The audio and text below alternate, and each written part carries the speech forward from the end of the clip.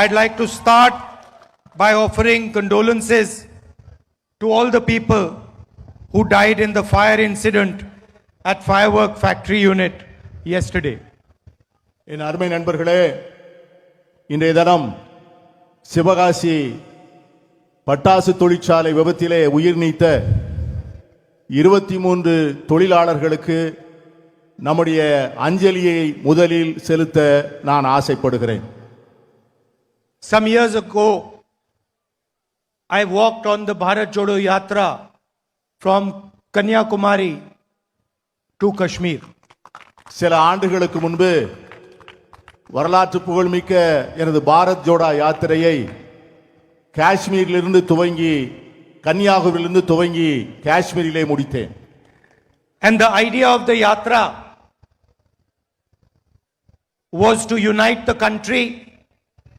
That's why it was called Bharat Jodo Yatra, and send the message in the country that the country was made up of different ideas, different languages, different traditions, different histories, different religions, and all of them had to stand united in harmony and in love and affection.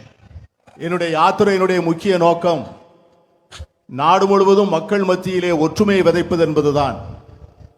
இந்த நாடில் பல்வேறு மதங்கள், பல்வேறு மொழிகள், பல்வேறு வரலாறுகள், பல்வேறு பண்பாடுகள், பல்வேறு கலாச்சாரங்கள் இருந்தாலும் கூட இத்தனை மக்களையும் ஒருங்கிணைத்து ஒற்றுமைப்படுத்தி அவர்களை ஒருதாய் மக்களாக வாழ வைக்க வேண்டும் என்பதுதான் அந்த யாத்திரையினுடைய முக்கியமான நோக்கமாக இருந்தது. We are fighting an ideological battle with the BJP and the RSS, who believe in a fundamentally different concept of India. நாங்கள் இன்று ஒரு பிரிவுவாத அரசியலை வளர்க்கின்ற ஒரு மாறுபட்ட சித்தாந்தத்தை முன்னெடுக்கின்ற பாஜகவையும் ஆர்எஸ்எஸ்ஸையும் போராடுவதிலே எங்கள் அரசியல் களத்தை நாங்கள் அமைத்துக் கொண்டிருக்கிறோம். We believe that India is a union of states.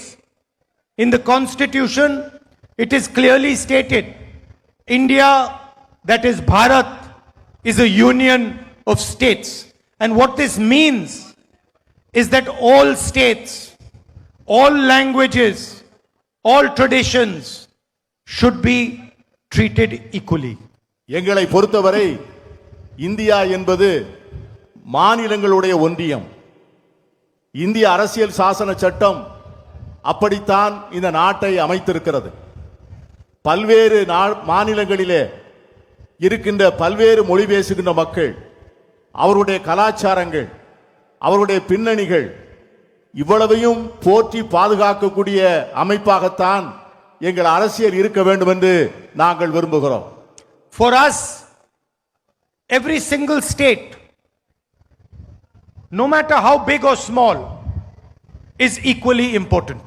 எங்களை பொறுத்தவரை ஒரு மாநிலம் எவ்வளவு சிறிய மாநிலமாக இருந்தாலும் அது எங்களுக்கு முக்கியமான மாநிலம்தான். For us, every single language is a history of its people. எங்களை பொறுத்தவரை இந்தியாவில் பேசப்படுகின்ற ஒவ்வொரு மொழிக்கும் பின்னால் ஒரு பெரிய வரலாறு இருக்கின்றது. Every single language is an important treasure for the Union of India. இந்திய நாட்டிலே பேசப்படுகின்ற ஒவ்வொரு மொழியும் ஒரு மிகப்பெரிய இலக்கிய பொக்கிஷம். The Tamil people have their history, thousands of years of history. They have their language. In the same way, the people of Punjab, the people of Uttar Pradesh, the people of the northeastern states, people of Karnataka, people of Maharashtra have their own language, their own history, their own tradition. Tamil மொழிக்கு பல்லாயிரக்கணக்கான ஆண்டுகால வரலாறு உண்டு. தமிழ் மொழிக்கு இருக்கின்ற வரலாற்றைப் போலவே பஞ்சாபிலே பஞ்சாபி பேசுகின்றவர்களுக்கும், கர்நாடகாவிலே கர்நாடகம் பேசுகின்றவர்களுக்கும், அசாமிலே வடகிழக்கு மாநிலங்களிலே அந்த மாநிலத்து மொழிகளை பேசுகின்றவர்களுக்கும், உத்தரப்பிரதேசத்தில் இருக்கின்றவர்கள் அந்த மொழிகளை பேசுகின்றவர்களுக்கும், ஒவ்வொரு மொழிக்கும் ஒரு பெரிய வரலாறு உண்டு, ஒரு பெரிய கலாச்சாரம் உண்டு, ஒரு பெரிய பண்பாடு உண்டு. And for us, language, culture, tradition is not to be attacked. எங்களை பொறுத்தவரை அந்த தனிப்பட்ட மொழியினுடைய பண்பாடோ கலாச்சாரமோ அவர்களுடைய உரிமைகளோ அது முழுமையாக பாதுகாக்கப்பட வேண்டுமே ஒழிய அது யாராலும் சிதைக்கப்பட்டு விடக்கூடாது. We believe that every state of India should have its own voice, should have its own representation, and the people of each state should run the state. எங்களை பொறுத்தவரை இந்தியாவில் இருக்கின்ற ஒவ்வொரு மாநிலமும் அந்த மாநிலத்தை சார்ந்தவர்களால் ஆளப்பட வேண்டும், அந்த மாநிலத்தை சார்ந்தவர்களால் நிர்வகிக்கப்பட வேண்டும். ஒவ்வொரு மாநிலத்தினுடைய குரலும் பத்திரமாக பாதுகாக்கப்பட்டு அந்த குரல் மதிக்கப்பட வேண்டும். The BJP does not think like this. ஆனால் பாஜக அப்படி நினைப்பதல்ல. The BJP believes that one tradition, one language, one history should overcome all other traditions, languages and histories. ஆனால் இந்த பாஜக ஒரே நாடு, ஒரே மொழி, ஒரே வரலாறு என்று எல்லாவற்றையும் ஒற்றை அரசியலுக்குள்ளே அடக்க நினைக்கிறது. And this is what the fight is about. இதுதான் எங்களுக்கும் அவர்களுக்கும் இருக்கின்ற கள யுத்தம். We want Tamil Nadu to be run by the people of Tamil Nadu. The men and women of Tamil Nadu should decide its future. எங்களை பொறுத்தவரை தமிழ்நாடு தமிழ்நாட்டில் இருந்து தமிழர்களால் ஆளப்பட வேண்டும். தமிழகத்தை சார்ந்த ஆண்களும் பெண்களும் தான் இந்த தமிழகத்தினுடைய நிர்வாகத்தை நிர்ணயிக்க வேண்டும் என்பதுதான் எங்களுடைய நிலைப்பாடு. Just like every single state in India has the right to decide its future. அதைப்போல இந்தியாவில் இருக்கின்ற ஒவ்வொரு மாநிலத்திற்கும் அந்த உரிமை இருக்கிறது. அந்த மாநிலத்தை சார்ந்தவர்கள் தான் அந்த மாநில நிர்வாகத்தை நடத்த வேண்டும். And the constitution clearly states this. நம்முடைய அரசியல் சாசன சட்டம் அதைத்தான் சொல்லுகிறது, அந்த உரிமைகளைத்தான் பாதுகாக்கிறது. The BJP does not accept what the constitution states. ஆனால் அரசியல் சாசன சட்டம் சொல்லுவதை பாஜக ஏற்றுக்கொள்வதில்லை. The BJP wants to weaken the hold of different states. பாஜக இந்த மாநிலத்திற்குள்ளே இருக்கின்ற கூட்டாட்சி தத்துவத்தை பலவீனமாக்க நினைக்கிறது. It wants to rule Tamil Nadu from Delhi. அது டெல்லியிலே இருந்து கொண்டு தமிழகத்தை ஆள நினைக்கிறது. And we want Tamil Nadu to be ruled from Tamil Nadu. ஆனால் நாங்கள் தமிழ்நாட்டை தமிழ்நாட்டிலிருந்து தான் ஆள வேண்டும் என்பதிலே உறுதியாக இருக்கிறோம். Look at what they have done to Manipur. மணிப்பூரில் அவர்கள் என்ன செய்தார்கள் என்று பாருங்கள். A peaceful state. மிக அமைதியான ஒரு மாநிலம். They set fire to it. Hundreds of people died. There is a civil war still carrying on in Manipur. அமைதியாக இருந்த மணிப்பூரில் தீயை பற்ற வைத்து மணிப்பூர் முழுவதும் கொழுந்து விட்டு எரிகிறது. ஆயிரக்கணக்கான மக்கள் இறந்து போனார்கள். சமூக அமைதி இழந்து அந்த மணிப்பூர் மாநிலம் இன்று சின்னாபின்னமாக காட்சியளிக்கிறது என்று சொன்னால் அதற்கு பாஜக தான் காரணம். Wherever they can, they try to capture power and run the state from Delhi.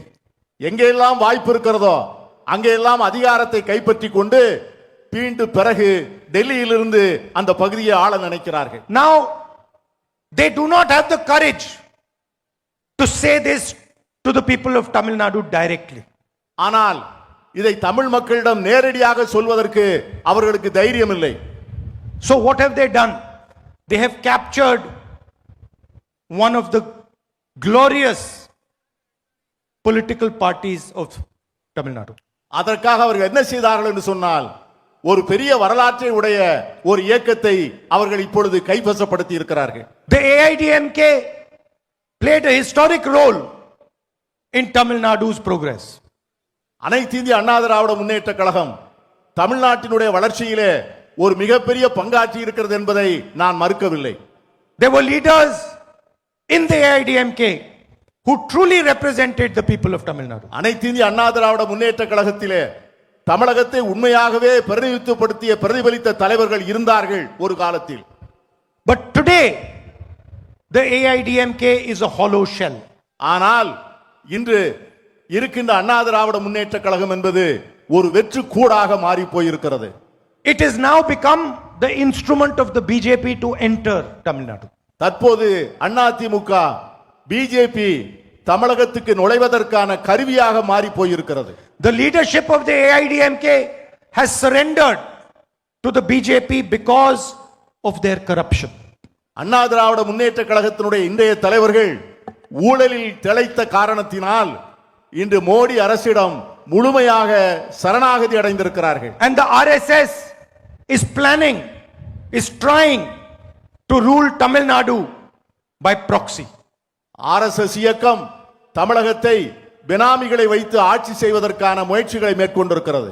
The same way Donald Trump controls the Prime Minister of India, the Prime Minister of India wants to control Tamil Nadu through the AIDMK. அமெரிக்க குடியரசுத் தலைவர் Donald Trump எப்படி மோடியை கைவசப்படுத்தி ஆட்டுவிக்கிறாரோ அதை போல மோடி தமிழகத்திலே இருக்கின்ற எடப்பாடியை கைவசப்படுத்தி அவரை ஆட்டுவிக்க நினைக்கிறார். And the DMK and the Congress party and our alliance are defending Tamil language, Tamil culture, Tamil history from the RSS. ஆனால் நாங்கள் கூட்டணி வைத்திருக்கின்ற திராவிட முன்னேற்ற கழகமாக இருந்தாலும் சரி, எங்கள் கூட்டணியில் இருக்கிற மற்ற கட்சிகளாக இருந்தாலும் சரி, நாங்கள் தமிழ் மொழியை பாதுகாப்பதிலே உறுதியாக இருக்கிறோம், தமிழ் கலாச்சாரத்தை போற்றுவதிலே உறுதியாக இருக்கிறோம், தமிழ் பண்பாட்டை சிதறாமல் கவனிப்பதிலே நாங்கள் மிகவும் உறுதியாக இருக்கிறோம். The RSS hates the idea, hates the Dravidian idea. RSS இயக்கம் அடிப்படையிலேயே திராவிட சித்தாந்தத்தையே வெறுக்கிறது. Because they know that it is the Tamils who can challenge them. அவர்களுக்கு நன்கு தெரியும் RSS இயக்கத்தின் சித்தாந்தத்தை எதிர்க்கக்கூடியவர்கள் தமிழர்கள்தான் என்பது அவர்கள் நன்கு அறிந்தது. They know it is the brave Tamil people who will resist them. அவர்கள் தெரியும் வீரமான தமிழர்கள் அவர்களை ஒரு நாளும் ஏற்றுக்கொள்ள மாட்டார்கள் என்பது அவர்களுக்கு நன்கு தெரியும். And they know that the Tamil people will never knowingly surrender to them. அவர்களுக்கு தெரியும் இந்த தமிழர்கள் ஒரு நாளும் அவர்களிடம் சரணடைய மாட்டார்கள் என்பதும் அவர்களுக்கு நன்கு தெரியும். That is why they are trying this new technique of coming through with the AIDMK. அதனால்தான் அவர்கள் இப்பொழுது புதிதாக ஒரு யுக்தியை கண்டுபிடித்து அண்ணா திராவிட முன்னேற்ற கழகத்தின் மூலம் தமிழகத்திலே வந்து கால் பதிக்க நினைக்கிறார்கள். Few days ago in Parliament, the Prime Minister did a very dangerous thing. சில நாட்களுக்கு முன்பு நம்முடைய பிரதமர் பாராளுமன்றத்திலே மிகவும் ஒரு ஆபத்தான ஒரு காரியத்தை செய்தார். He told the country that he wants to pass a women's bill.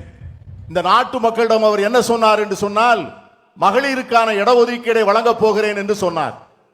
But the real plan was to change the electoral structure of India. ஆனால் அவருடைய உண்மையான எண்ணம் என்னவென்று சொன்னால் இந்த நாட்டிலே இருக்கின்ற தேர்தல் கட்டுமானத்தையே சீர்குலைப்பதுதான் அவர் மனதிலே இருந்த உண்மையான சதித்திட்டம். Hidden behind the women's bill was a delimitation bill that would change the constituencies of India. இந்த மகளிர் இடஒதுக்கீடுக்கு பின்னால் தொகுதி சீரமைப்பு என்கிற ஒரு விதியையும் சேர்த்து இந்தியாவிலே இருக்கின்ற அத்தனை தொகுதிகளையும் மாற்றி அமைப்பதற்கான ஒரு முயற்சியை அவர் மேற்கொண்டார். What they wanted to do was reduce the number of seats of southern states, of northeastern states and of smaller states. அவர் செய்ய நினைத்தது என்னவென்று சொன்னால் தென் மாநிலங்களுக்கு பாராளுமன்றத்தில் இருக்கின்ற பிரதிநிதித்துவத்தை குறைக்க வேண்டும் and fundamentally change the balance of power in India. வடகிழக்கு மாநிலங்களிலே இருக்கின்ற இடங்களை குறைக்க வேண்டும். அவருடைய ஒட்டுமொத்த ஆசை என்னவென்று சொன்னால் இன்று இந்தியாவிலே இருக்கின்ற அந்த அதிகார ஸ்திரத்தன்மையை சீர்குலைக்க வேண்டும் என்பதுதான் அவருடைய எண்ணம். And weaken the representation of South India, of Tamil Nadu, of Karnataka, of Kerala, of smaller states, Uttarakhand, Jharkhand, Chhattisgarh and of the northeastern states. அவருடைய உண்மையான நோக்கம் தமிழ்நாடு, ஆந்திரம், கேரளா, கர்நாடகம், சத்தீஸ்கர், ஜார்க்கண்ட் போன்ற மாநிலங்களினுடைய பிரதிநிதித்துவத்தை குறைத்து அவர்களுடைய பாராளுமன்ற பிரதிநிதித்துவத்தை குறைக்க வேண்டும் என்பதுதான் நம்முடைய பிரதமருடைய எண்ணம். And there is only one way to describe what they were doing. அவர்கள் செய்வதை சொல்வதற்கு ஒரு வழிதான் இருக்கிறது. And that is that it was an anti-national action. அது என்னவென்று சொன்னால் அவர் செய்ய நினைப்பது மிகப்பெரிய தேச விரோத செயல். It is an action against the Union of States. இந்த ஒன்றுபட்ட இந்தியாவுக்கு எதிராக அவர் செய்கின்ற சதி. And that is why we stopped it and we defeated the bill in parliament. அதனால்தான் அதை பாராளுமன்றத்திலே தடுத்து நிறுத்தினோம், அந்த மசோதாவை தோற்கடித்தோம். And we will continue to defeat any bill that tries to take away representation of anybody in our country. இன்று மட்டுமல்ல, இனி எந்த காலத்திலும் இந்த மாநிலங்களுடைய பிரதிநிதித்துவத்தை குறைப்பதற்கு மோடி அரசு முற்படும் என்று சொன்னால் அதை ஒவ்வொரு முறையும் தோற்கடிப்போம், அந்த சதியை ஒவ்வொரு நேரத்திலும் வீழ்த்துவோம். Tamil Nadu has shown a progressive vision to the rest of the country. Tamilagam India முழுமைக்கும் ஒரு முற்போக்கான பார்வையை தந்திருக்கிறது. Your politics has been historically rooted in social justice. உங்களுடைய அரசியல் என்பது வரலாற்று பூர்வமாக சமூக நீதியிலே கால் பதித்தது. You have the midday meal program. You have leaders in you are leaders in women's education, in employment. And Tamil Nadu and the people of Tamil Nadu are benefiting from this. இந்த தமிழ்நாட்டில்தான் மதிய உணவு திட்டம் வந்தது. இங்கேதான் பெண்களுக்கான பாதுகாப்பான சட்டங்கள் நிறைவேற்றப்பட்டன. இங்கேதான் பல்வேறு முன்னேற்றத்தை தருகின்ற பல சட்டங்கள் தமிழகத்திலே தான் முதலாக நிறைவேற்றப்பட்டன. And I am happy to say that the DMK, our alliance, and Mr. Stalin are continuing down this path. நான் மிக மகிழ்ச்சியாக சொல்லுகிறேன், மனநிறைவோடு சொல்லுகிறேன், திராவிட முன்னேற்ற கழகமும் நம்முடைய முதலமைச்சர் ஸ்டாலின் அவர்களும் இந்த பணிகளை இன்னும் தொடர்ந்து செய்து கொண்டிருக்கிறார்கள் என்பதை நான் மகிழ்ச்சியோடு சொல்ல ஆசைப்படுகிறேன். In the last 5 years, the government of Tamil Nadu had a fantastic CM breakfast scheme for children across the state. கடந்த 5 ஆண்டுகளாக பள்ளியிலே படிக்கின்ற குழந்தைகளுக்காக ஒரு மாபெரும் திட்டத்தை தமிழக அரசு நிறைவேற்றி இருக்கிறது. And also gave rupees 1,000 to women across the state, to 1.31 crore women across the state. தமிழகத்தில் இருக்கின்ற 1,31,00,000 மகளிருக்கு மாதம் 1000 ரூபாய் வழங்குகிற அற்புதமான திட்டத்தை அவர் தொடர்ந்து நிறைவேற்றி வருகிறார். Our alliance is going to carry on down this path. எங்களுடைய கூட்டணி இந்த பணிகளை தொடர்ந்து செய்யும். We are going to increase the amount of money that is given to women to 2,000 rupees a month. எங்களுடைய கூட்டணி ஆட்சிக்கு வருகின்ற போது இப்பொழுது கொடுக்கின்ற 1000 ரூபாயை 2000 ரூபாயாக உயர்த்தி தருவோம் என்கிற உறுதியை தந்திருக்கிறோம். Senior citizens and differently able people will also get 2,000 rupees a month. மூத்த குடிமக்களும் மாற்றுத் திறனாளிகளும் இப்பொழுது பெறுகின்ற 1000 ரூபாயிலிருந்து கூடுதல் 1000 ரூபாயாக 2000 ரூபாய் பெறுவார்கள். Any woman who's a first time property buyer will have free property registration. முதல் முறையாக சொத்து வாங்குகின்ற எந்த பெண்ணுக்கும் முழுமையான பத்திரவு பதிவு கட்டண சலுகை உண்டு. And all government vacancies will be filled within 300 days. அரசாங்கத்தில் இருக்கின்ற அத்தனை காலி பணியிடங்களும் உடனடியாக நிரப்பப்படும். Meritorious students will get 2,000 rupees scholarship for college. திறமையான மாணவர்களுக்கு கல்லூரிக்கு செல்லுகின்றவர்களுக்கு மாதம் 2000 ரூபாய் கல்வி உதவி தொகை வழங்கப்படும். And I am confident we will defeat the RSS AIDMK plan to hand over control of Tamil Nadu to Mr. Modi and Mr. Shah. RSS இயக்கமும் பாஜகவும் எடுத்துக்கொண்டிருக்கின்ற இந்த சதியை நிச்சயமாக நாங்கள் முறியடிப்போம் என்று நான் உறுதியாக நம்புகிறேன். And of course, whenever we come to Tamil Nadu, we remember our great leader K. Kamaraj. நான் எப்பொழுதெல்லாம் தமிழ்நாட்டுக்கு வருகிறேனோ அப்பொழுதெல்லாம் நம்முடைய நெஞ்சத்திலே நிறைந்த பெருந்தலைவர் காமராஜர் அவர்களை நான் நன்றியோடு நினைப்பேன். And he is still remembered for the pioneering work that he did in social justice and his contribution. The midday meal scheme will always be remembered. இன்றும் அவர் மறைந்து இத்தனை ஆண்டுகளான பின்பும் பெருந்தலைவர் காமராஜர் அவர்களை நினைக்கின்ற போது அவர்கள் சமூக நீதிக்காக எடுத்த முன்னெடுப்புகள், அவர்கள் எடுத்த பகல் உணவு திட்டம், அவர்கள் கல்விக்காக செய்த பல்வேறு பணிகளை நம்மால் ஒரு நாளும் மறக்க முடியாது. And Tamil Nadu still remembers how he expanded the public education system and laid a foundation for a solid education for Tamil Nadu. அவருடைய ஆட்சி காலத்திலே மாநிலத்தினுடைய கல்வி திட்டத்திற்கு எவ்வளவு அருமையான அடிப்படை பணிகள் செய்யப்பட்டன, எப்படி அவர் உயர்கல்வியை வளர்த்தெடுத்தார் என்பதை நாம் இன்னும் நினைவு கூர்கிறோம். I said that the BJP wants to rule Tamil Nadu from Delhi. நான் உங்களிடம் பேசுகின்ற போது சொன்னேன், பாஜக தமிழ்நாட்டை டெல்லியிலிருந்து ஆள நினைக்கிறது என்று நான் சொன்னேன். And I started my speech with the Bharat Jodo Yatra, a walk designed to unite our country. நான் இந்த இடத்திலிருந்து பாரத் ஜோடோ யாத்திரை ஆரம்பிக்கின்ற போது இந்த நாட்டை ஒற்றுமைப்படுத்த வேண்டும் என்கிற உணர்வோடு அந்த யாத்திரையை நான் துவங்கினேன். The worst thing about the RSS and the BJP is how they create hatred in our country. RSS இயக்கத்தில் பாஜக இயக்கத்தினுடைய கொள்கையினுடைய மோசமான விளைவுகள் என்னவென்று சொன்னால், இந்த நாட்டு மக்கள் மத்தியிலே வெறுப்பு விதைகளை விதைத்து அவர்களை எப்படி பிளவுபடுத்துவது என்பது. How they shatter the harmony of our country. நாட்டிலே இருக்கின்ற ஒற்றுமையை நல்லிணக்கத்தை உருக்குலைக்க நினைக்கின்ற கொடும் செயல் அது. How they attack minorities throughout our country. நம் நாட்டிலே இருக்கின்ற சிறுபான்மையினரை இந்தியா முழுவதும் அவர்கள் தாக்குகிறார்கள், சிதைக்க நினைக்கிறார்கள். For the first time in our history, in our modern history, minorities feel uncomfortable, feel scared living in this country.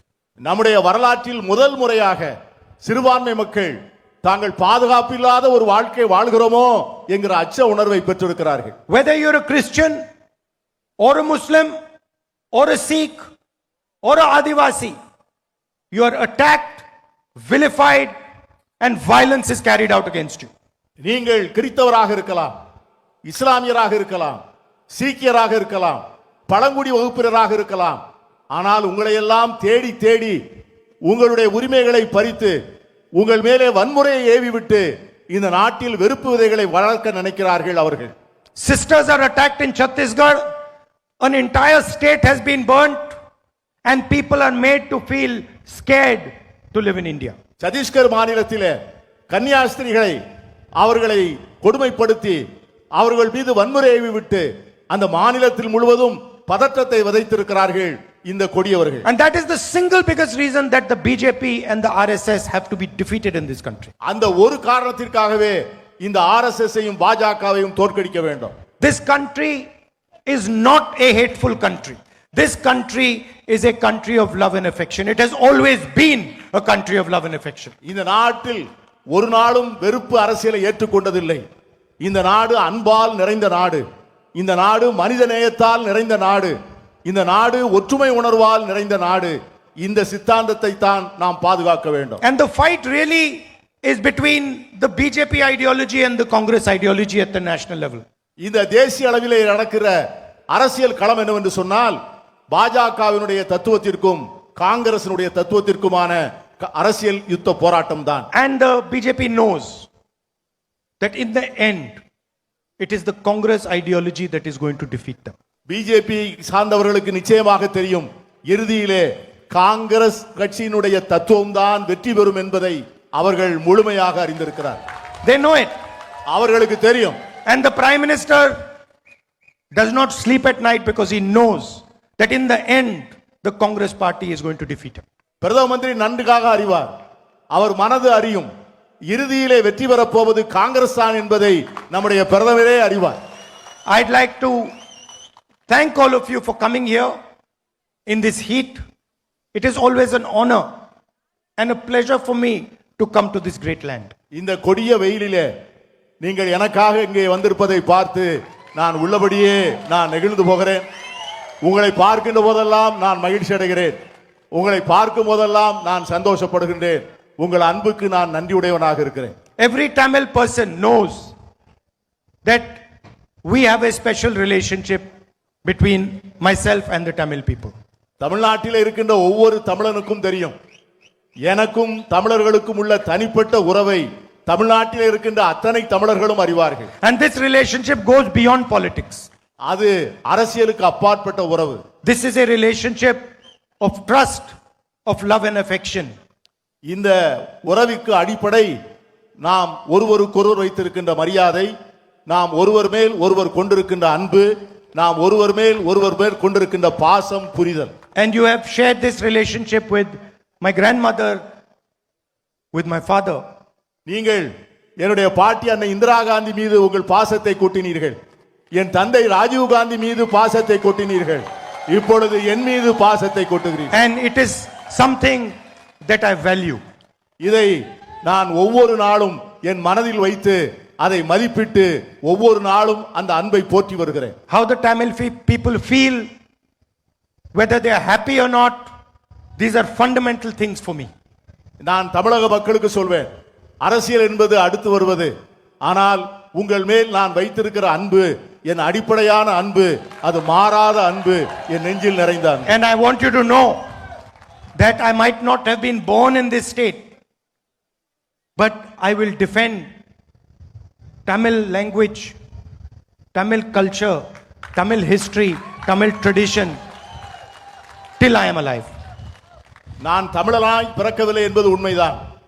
ஆனால் என் வாழ்நாள் முழுவதும் தமிழ் மொழியை, தமிழ் கலாச்சாரத்தை, தமிழ் பண்பாட்டை பாதுகாத்து தீர்வேன் என்கிற உறுதிமொழியை உங்கள் அனைவருக்கும் நான் கொடுக்கிறேன். Thank you. Vanakkam. நன்றி, வணக்கம்.